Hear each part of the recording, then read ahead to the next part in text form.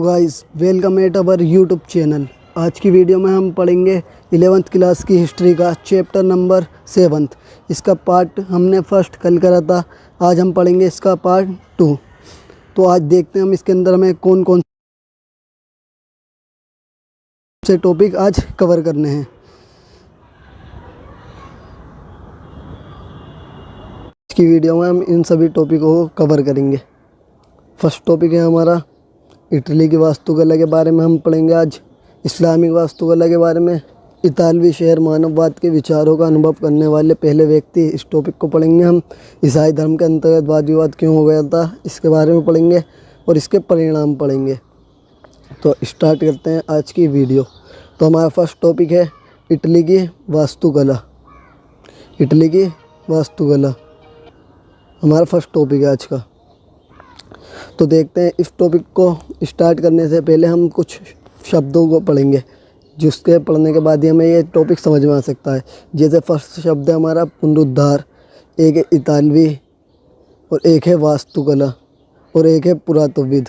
तो पहले हम इसके बारे में पढ़ लेते हैं। पुनरुद्धार का मतलब क्या होता है? पुनरुद्धार का मतलब होता है जब कोई चीज़ समाप्त होकर दोबारा से स्टार्ट हो जाती है, उसे कहते हैं पुनरुद्धार। इतालवी शब्द जो है यहाँ पे ये इटली के लिए प्रयोग किया गया है। पुरातत्वविद किन्हें कहते हैं? पुरातत्वविद उन विद्वानों को कहते हैं, उन लोगों को कहते हैं जो खुदाई करके किसी भी स्थान की हमें उस स्थान के बारे में जानकारी प्रदान करते हैं। वास्तुकला का मतलब होता है किसी भी महल, मीनार या बड़े भवन को बनाने के तरीके को कहते हैं वास्तुकला। तो आज की वीडियो हम स्टार्ट करते हैं इस टॉपिक से।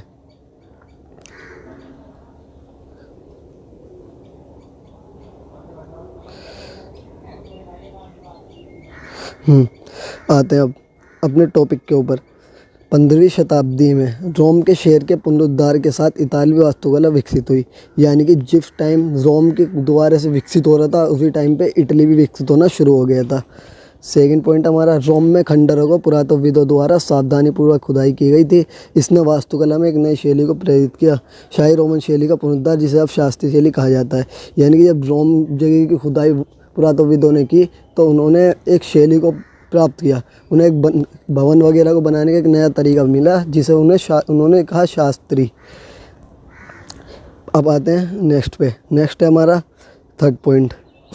15वीं शताब्दी में रोम में नगर को अत्यंत भव्य रूप से बनाया गया। यहाँ अनेक भव्य भवनों इमारतों को सजाया गया। यानी कि 15वीं शताब्दी में रोम के अंदर बहुत बड़े बड़े कई भवन बनाए गए और बहुत खूबसूरत तरीके से बनाए गए। फोर्थ पॉइंट है हमारा। इटली की वास्तुकला के प्रारूप हमें गिरजाघरों, राजमहलों, किलों के रूप में दिखाई देते हैं। इसका अर्थ है अगर हम देखना चाहते हैं इटली की वास्तुकला कैसी है, तो हमें इटली की वास्तुकला मिलेगी गिरजाघरों को देखने में, राजमहलों को और किलों को। इन सभी में इटली की वास्तुकला को प्रयोग किया जाता है। आते हैं फिफ्थ पॉइंट पे। फिफ्थ पॉइंट है हमारा, इटली की वास्तुकला की शैली को शास्त्रीय शैली कहा जाता है।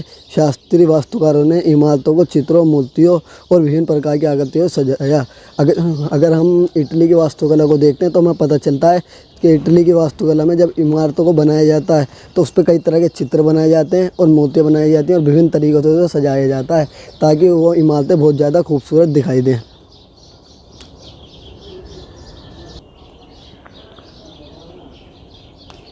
आते हैं नेक्स्ट पॉइंट पे। इटली की वास्तुकला की विशेषता के रूप में हमें भव्य गोलाकार गुंबद, भवनों की भीतरी सजावट, गोल मेहराब, दरवाजे आदि दिखाई देते हैं।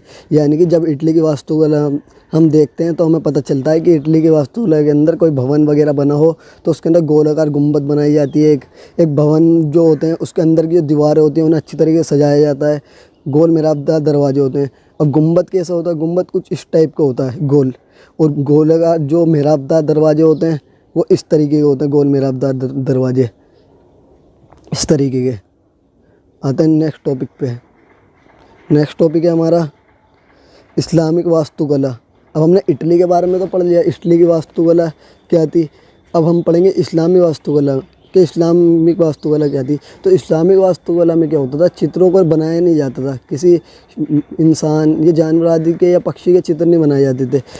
इस्लामिक वास्तुकला में पेड़ पौधों के चित्र बनाए जाते थे और ज्यामितीय आकार जो होता था उनको प्रयोग किया जाता था, जिससे और ज़्यादा खूबसूरत हो जाती थी वास्तुकला।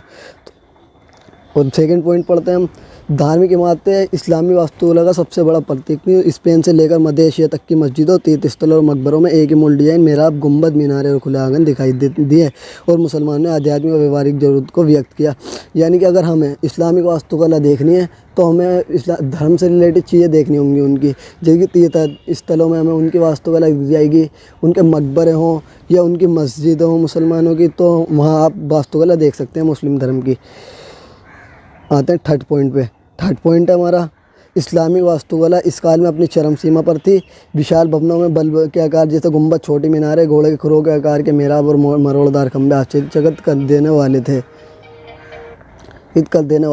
ऊंची मीनार, इसका मतलब ये है जब भी हम इस्लामिक वास्तुकला देखते हैं तो हमें पता चलता है कोई विशाल भवन बना हुआ है, उसके अंदर कहीं ना कहीं पे एक मीनार होती थी, मीनार के साथ गुंबद बनाया जाता था, मेहराबदार दरवाजे बनाए जाते थे जिससे लोग अंदर प्रवेश करते थे।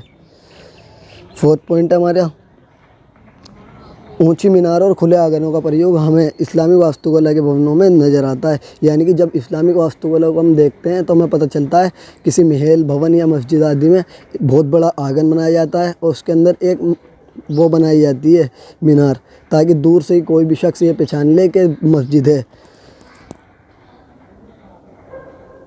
आते हैं नेक्स्ट टॉपिक के। नेक्स्ट टॉपिक क्या है हमारा? नेक्स्ट टॉपिक है इतालवी शहर, मानववाद के विचारों का अनुभव करने वाले पहले व्यक्ति। इसका अर्थ है जो मानववाद का अनुभव जो किया था वो इतालवी यानी कि इटली के लोगों द्वारा करा गया था, क्योंकि इटली के अंदर ही सबसे पहले एक विश्वविद्यालय खुला था और उस विश्वविद्यालय में जो कानून का अध्ययन होता है वो पढ़ाया गया था। और कानून का अध्ययन जो था वो खुद का अपना पर्सनल नहीं पढ़ाया गया था उनका कानून का अध्ययन जो था वो रोमन संस्कृति के आधार पर पढ़ाया गया था।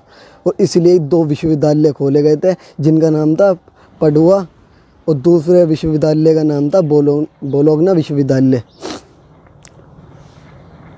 आते नेक्स्ट टॉपिक पे। नेक्स्ट टॉपिक है हमारा ईसाई धर्म के अंतर्गत वाद विवाद। अब ये वाद विवाद क्यों है? लोग जो थे चर्च की गलत सलत प्रथाओं से बहुत ज़्यादा परेशान थे, क्योंकि चर्च जो है वो गलत कर्मकांड बताकर लोगों से पैसा वसूल रहा था, जो कि पादरी के पास जाता था। तो लोगों ने क्या करा, लोगों ने को जब पता चला कि चर्च उन्हें लूट रहा है तो लोगों ने चर्च को पैसे देने से इनकार कर दिया। तो ये एक विवाद का कारण बन गया था। लोगों को ये लगने लगा कि मानव जो है एक स्वतंत्र प्राणी है, यानी कि इसके ऊपर कोई रोक टोक नहीं होनी चाहिए चर्च की, कोई भी मानव अपनी इच्छा से अपना जीवन जी सकता है। अब नेक्स्ट टॉपिक है हमारा, नेक्स्ट टॉपिक पे आते हैं। तो नेक्स्ट टॉपिक है हमारा इसके परिणाम का क्या अर्थ है?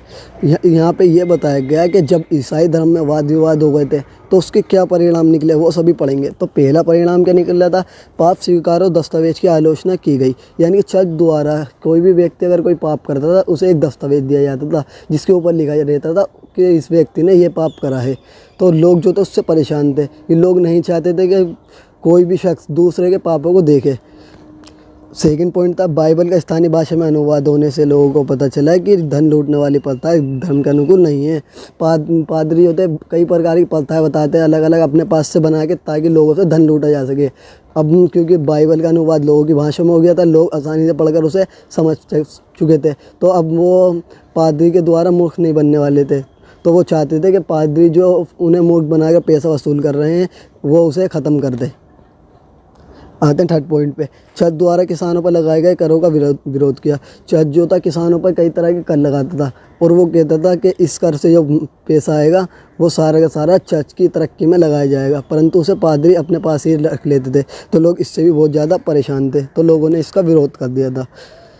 राजा भी चर्च द्वारा राज्य के कार्य में हस्तक्षेप से नाराज थे। अगर राजा भी कोई कार्य करता था तो उसे पहले चर्च से पूछना पड़ता था उस कार्य को करने के लिए। अगर चर्च इनकार कर देता था तो राजा अपना कार्य नहीं कर पाता था, इसलिए राजा भी चर्च के हस्तक्षेप से बहुत ज़्यादा परेशान था। तो गाइस ये होता आज की वीडियो थी हमारी लास्ट। आज हमारा चैप्टर कंप्लीट फिनिश हो गया है। थैंक फॉर वॉचिंग, धन्यवाद।